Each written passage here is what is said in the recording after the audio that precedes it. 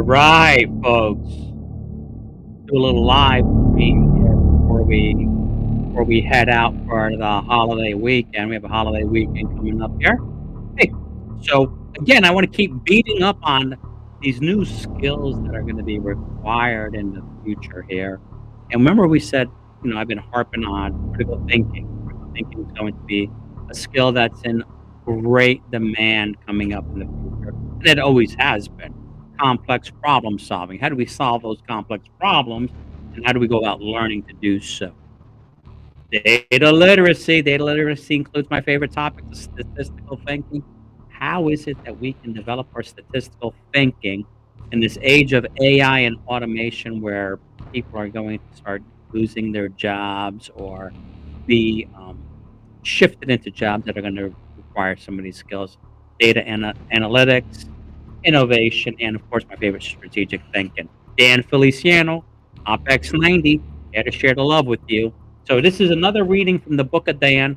I was asked, Dan, is it that you can go about how is it that you can go about and help people become critical thinkers? You said, and I've said this in the past, that I can ask 5 questions and quickly discern if someone is a critical thinker or not. And I still hold that to be the case. But I'm going to share with you some questions that you might start to pose to people to start understanding and developing your critical thinking skills and to see how well the people that you're talking with, how well they've thought through their process. So one of the things is it's the my favorite time of the year, election season, right? Every Tom, Dick, and Harry's running for office. Every Tom, Dick, and Harry says they're critical thinkers, complex problem solvers, data literate, innovative, right? And we know that's not the case. That 99% of these folks have no idea really what they're doing. But let's not cast any shame on them. Let them run. Someone needs to do that dirty work for us. So I thought it would be interesting for me to provide you with a list of questions that you can ask people to check their critical thinking. How well are they processing data? So, for instance, and we'll use political candidates, right? These are folks that are going to get thrown away anyway. A lot of people running for office. So, here are some questions that you can ask to help see how well their critical thinking is. So, we're going to beat up on the politicians today, right? It's one of the favorite things we like to do here. So, first of all, you'll hear politicians talking about the affordability crisis.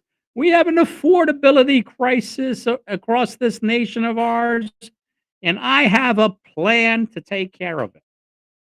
So, your first question to everyone who's claiming that affordability is a problem is to ask, how do you measure affordability and what should it be? Do you know what it is you're measuring and why you're measuring it? And they'll look at you like, right?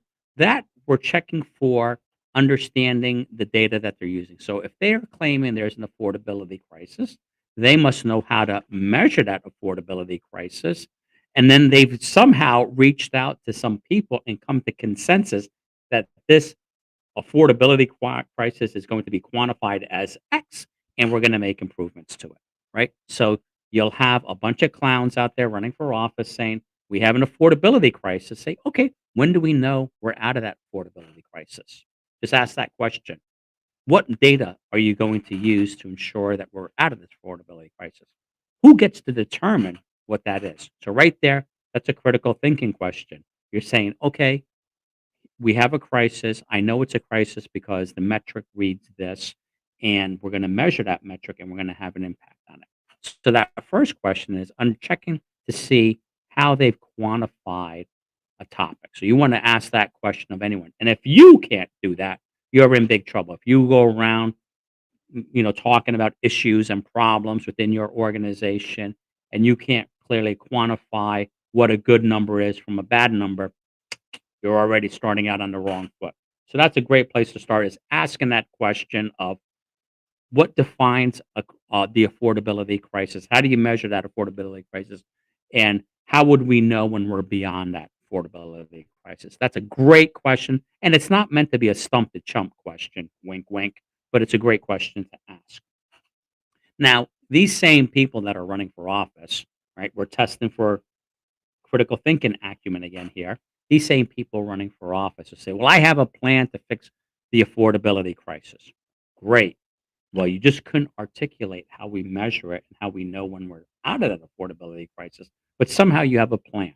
We're not going after that plan right away, though, right? We can tear it. I can give you a list of questions that, we're not playing stump the chump. We're trying to understand where they're coming from. But here's what we need to do.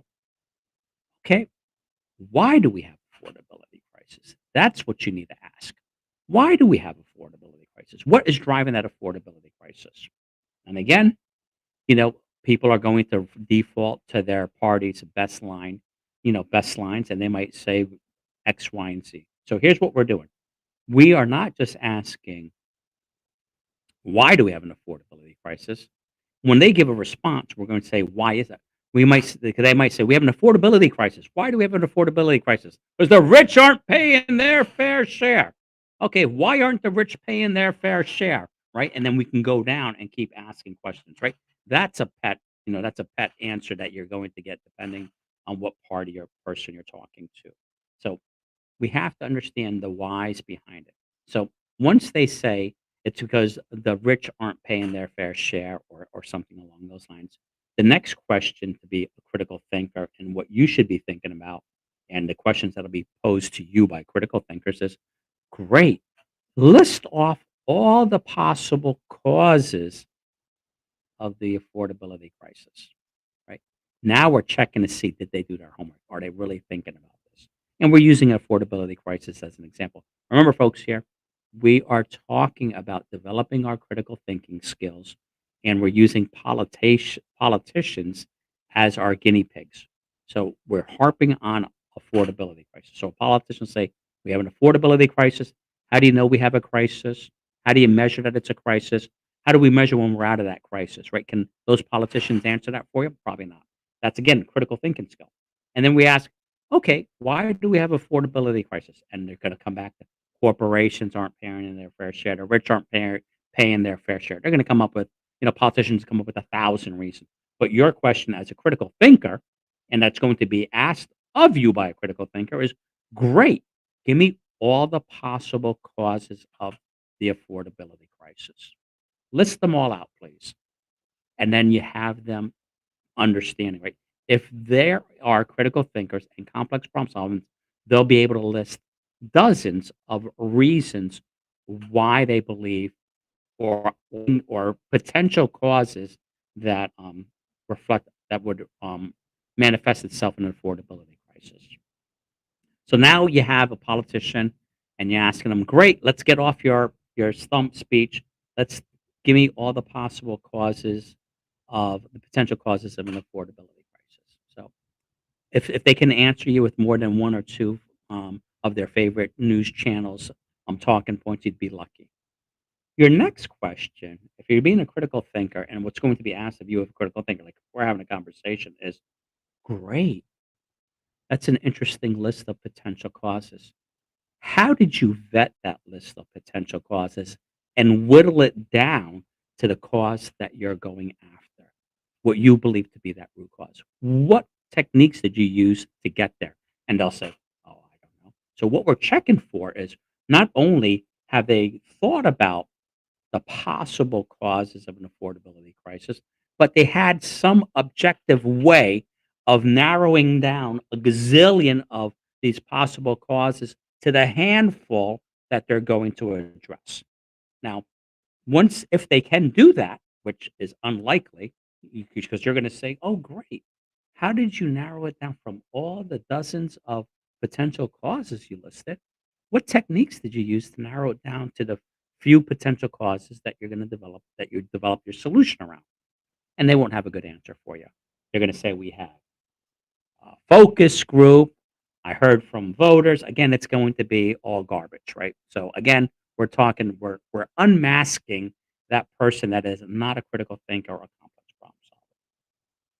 So what we've done is we went from their issue, trying to understand how we quantify that issue and how we know we're beyond it, and then what are all the potential possible root causes they considered, and then how did they evaluate those possible causes to the vital few that they actually decided to pursue? Now that is critical thinking, right? We're getting to the nuts and bolts of what created that problem. So that is an easy way to start to unmask the person that is, and we're beating up on politicians today, unmask the person that is just talking party line and just talking, just going along with whatever it is that's said.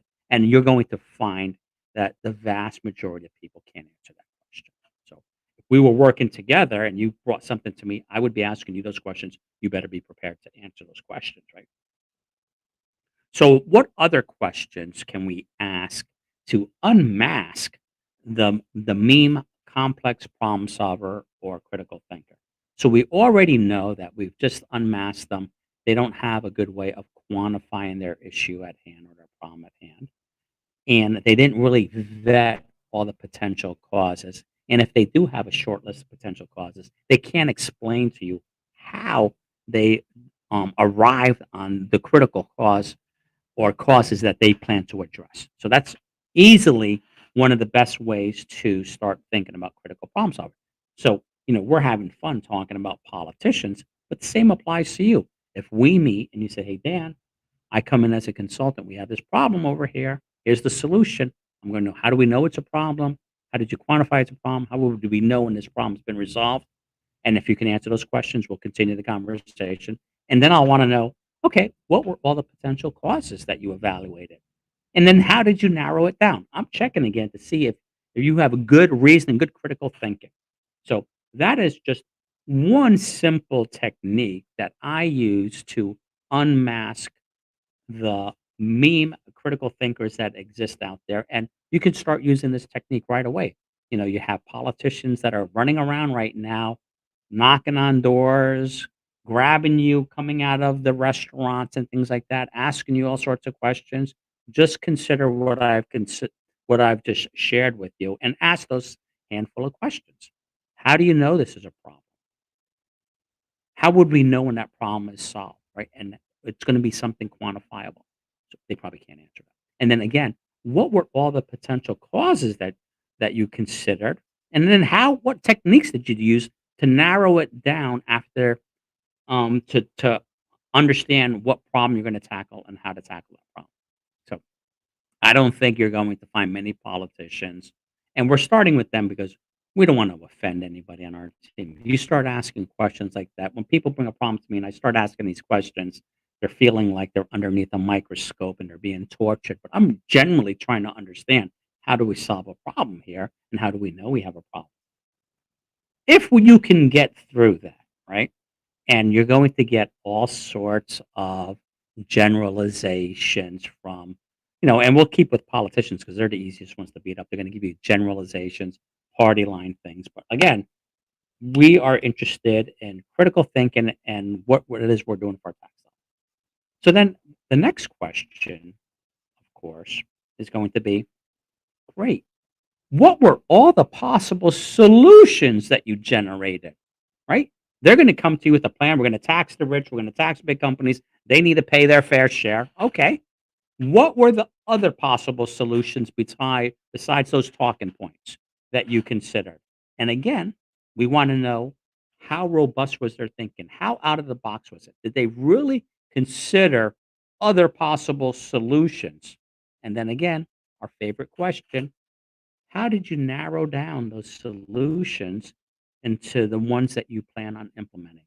What objective techniques did you use? And again, they're going to fall back on party line. So those are just a handful of techniques, just a few little questions that, I said in previous videos that I can ask someone to really determine if they're a critical problem solver, a critical thinker, or a complex problem solver. So let me recap for you again. We're going into Memorial Day weekend.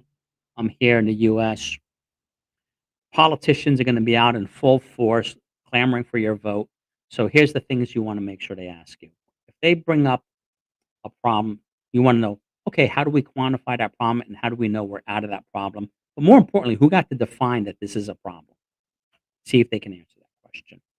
And then they're going to tell you they have a solution. We want to take a step backwards, and you're going to ask them, what were all the possible solutions that you considered, and how did you narrow it down to the vital few that you thought were important to go after? What technique did you use? Share that with me. Help me understand how you think about these problems, and they're not going to be able to do so. So right there, they're pivoting off of you and to someone else. And then of course, if they present and say, "Look, I have the solution," and let's say you get the rope a dope and you get suckered into listening to their pitch because you weren't stubborn enough to follow up and with discipline questions. They'll say, "Okay, great. What were all the other possible solutions you've considered? You have this idea and this great plan, but what were the other possible solutions that you considered, and how did you land on this one? What did you use to vet it and come up with you're gonna tax the wealthy," right? That's a favorite of mine, right? That's a solution to everything. But we wanna know what were all the other things that you considered, and then how did you objectively narrow it down to this one solution? So, if you just listen to this video and replay it, listen to it as a podcast and think about these questions, and you need to be prepared to answer these questions as well. You're bringing a problem to someone, they're gonna ask, how did you measure it? What makes you think this measure is the right measure, right? How do we know when we've had the problem resolved, right? What were all the other potential causes of this problem? Did you consider these other causes? How did you narrow it down to these few causes? Because remember, politicians are coming to you with answers, with solutions, and we want to take a step backwards, right? We want to say, okay, how did you get there? Because we're checking for critical thinking, right? There's no lack of bills or laws that have been passed that were intended to be good that got us nowhere, right? That we can measure and move forward on. So if you're going to develop your critical thinking skills, consider the questions that we've just addressed. And I think you're going to be light years ahead. So we're not just playing stump the chump with politicians, right? They're just fun to play with. But we are saying we need to be able to answer those questions. Dan, how do you know? How do you know this number is bad? Oh, because here's the standard that we agreed to. If we can get it to this place, we know it's going to be good. Dan, great. What were all the possible causes of that? Okay, here are all the possible causes, and here's the technique that we use to narrow it down, and here's why we believe this is the possible causes we should address. Great. What were all the possible solutions that you generated? Here were all the possible solutions. Here's how we narrowed it down to these few, and these are what we're going with. We're going to give these a try, and here's some measures how we're going to measure our effectiveness. Right there is the beginning. I'm not giving away the farm yet. That is the beginning of becoming a critical thinker and a critical questioner, right? In leadership positions, we should be asking these questions, right? On the other end, if we're talking to leaders, we need to be able to answer these questions proactively. So the tip of the day is, you know, I want you to become a critical thinker. It's go in a complex problem solver. It is in demand. AI and automation is going to wipe out a lot of work. It's going to create other work, but not everyone's going to be qualified for it. Not everyone's going to be comfortable using AI or a prompt engineer. But we know critical thinking, complex problem solving, data literacy, data analytics, innovation, and strategic thinking are the skills that are surfacing to the top. So I hope you take this to heart, start thinking about it. You should be able to answer these questions yourself when asked. And then if you want to practice asking those questions and checking people for critical thinking, start with your politicians. They're running around and they're going to be talking to you, and you're going to find that well, 90% of them are clueless, right? And God say, they say God save the king or whatever, but we need to figure out what it is we're doing, and you need to figure out what you're doing. So develop those critical thinking skills by maybe first by understanding how to ask these questions and find out how people try to navigate around it because they can't answer them, and then be prepared to answer these questions. Someone's going to ask these questions of you, and if you're a good critical thinker and a complex problem solver, you'll be able to address those questions. So I just wanted to create a quick little video for you. It's been a while since I've been out here, so um, develop those skills, folks. Develop your critical thinking skills. Develop your complex problem solving skills. Put your, you know, Put away your ego. Everyone says they're fantastic at this stuff. Again, I just exposed you to some questions that you probably couldn't answer, and I have a lot more. I'll, come here, kitty, kitty, kitty, kitty, whack, and I'm going to get you because you're going to fail along that way. But take the time to learn these skills, and then if not learn these skills, at least understand and ask these same questions, these critical thinking questions of other people to see how you would respond and to get an idea of how you can start to drill in more deeply because the politicians, I say politicians because they're going to deviate from it, they're going to generalize it. They did this in California, they did this in Europe, right? It becomes all these generalizations, right, without having good facts behind them and good skills. So go ahead, folks, develop those critical thinking skills. How do we know this is a problem? What is the measure that, what measure are you using? When we measure it, how do we know that problem's been resolved? What were all the possible causes that you considered? And that'll give you a few. And then how did you narrow down those causes? Not just, oh, we had a survey, we did this. How did you narrow it down to come up with these vital few things that you're developing solutions around? And if you start asking those questions and you can answer those questions, you're on your way to becoming a critical thinker and a complex problem solver. AI is here, automation's here. We have no alternatives, man. We have to develop these skills and learn how to leverage AI automation as well as understanding how to be critical thinkers, complex problem solvers, data literate, data improve our data analytics, innovative, and a strategic thinker. So, folks, we'll see you soon. I'll have a video coming out. I mean, I hope you enjoy these. Um, I love this dark music. We listen to this music. If you have any questions, then drop them in the chat. I can see some people are in here. Don't be shy. I'm not going to bite your head off. We're going to get some good lessons here. And this is another reading from the book that Dan. I hope you internalize this and put these skills to use and start to developing these skills. Keep keep coming back, like, share, communicate, podcast, whatever it is that they tell you to do all that good stuff. And I'll be back with more videos here in the near future. Have a great one, folks. And again, what we're doing is developing those critical problem solving skills, the critical thinking and complex problem solving skills. Ciao. We'll see you soon. Have a good